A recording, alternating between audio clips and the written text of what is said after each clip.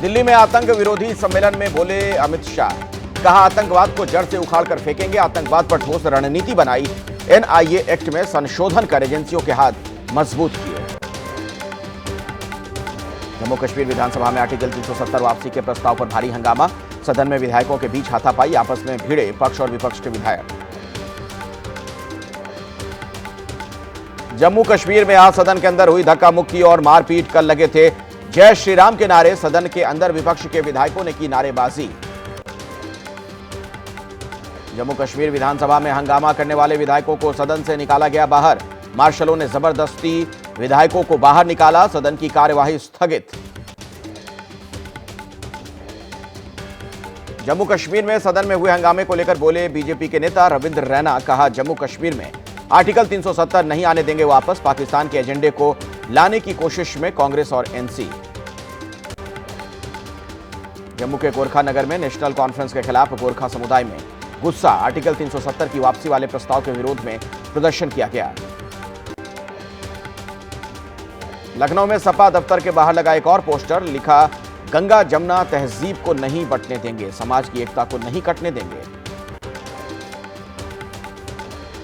राजस्थान के टोंक में कांग्रेस के पूर्व मंत्री रघु शर्मा के बिगड़े बोल। कहा राजस्थान में 13 तारीख के बाद होगा कत्लेआम। उपचुनाव के प्रत्याशी के समर्थन में एक जनसभा के दौरान दिया गया बयान।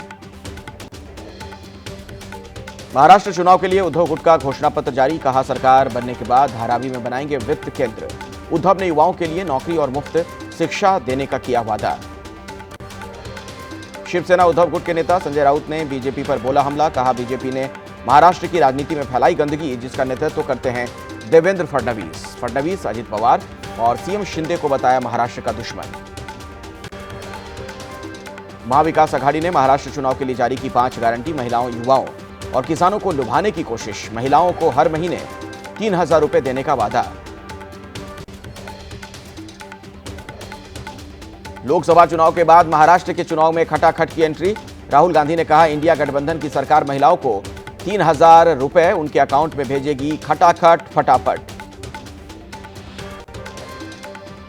महाराष्ट्र के सीएम एकनाथ शिंदे ने राहुल गांधी पर साधा निशाना। कहा कई राज्यों में राहुल गांधी ने दी चुनावी गारंटी, लेकिन कहीं भी महिलाओं के खाते में आज तक नहीं आए पैसे।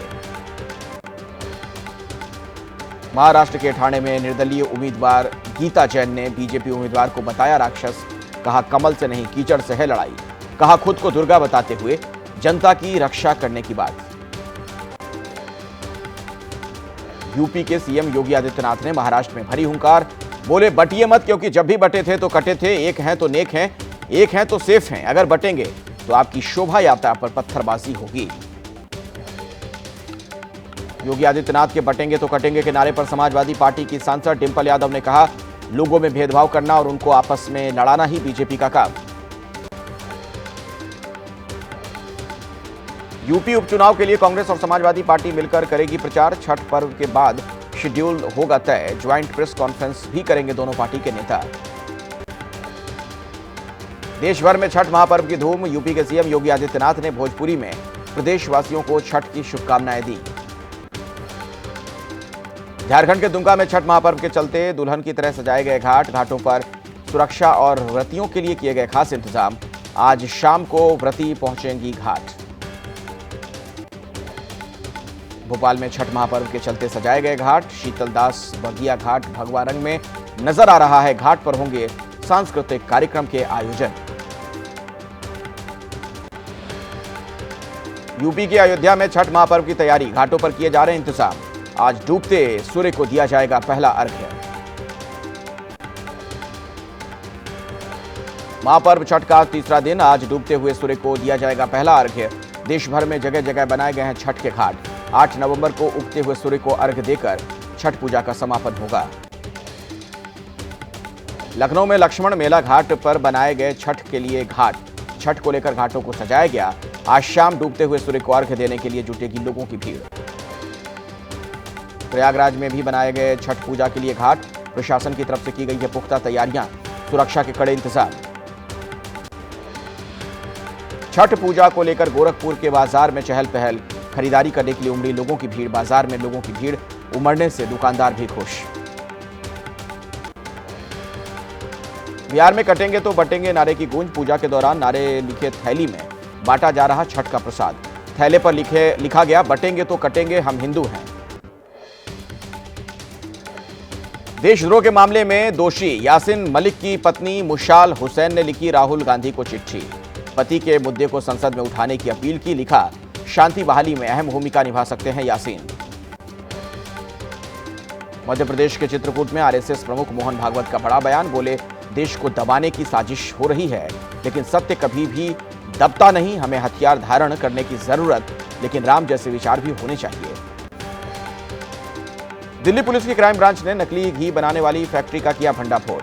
हरियाणा के जींद में चल रही थी ये फैक्ट्री। नामी कंपनियों के नाम बनाया जा रहा नकली देसी घी। 5 आरोपी गिरफ्तार। सुप्रीम कोर्ट की सख्ती के बाद पराली जलाने पर केंद्र सरकार ने जुर्माना बढ़ाया। 2 एकड़ से कम के किसानों पर 5,000, 5 एकड़ के किसानों पर 10,000 रुपए जुर्माना, 5 एकड़ से अधिक पर लगेगा 30,000 का जुर्माना।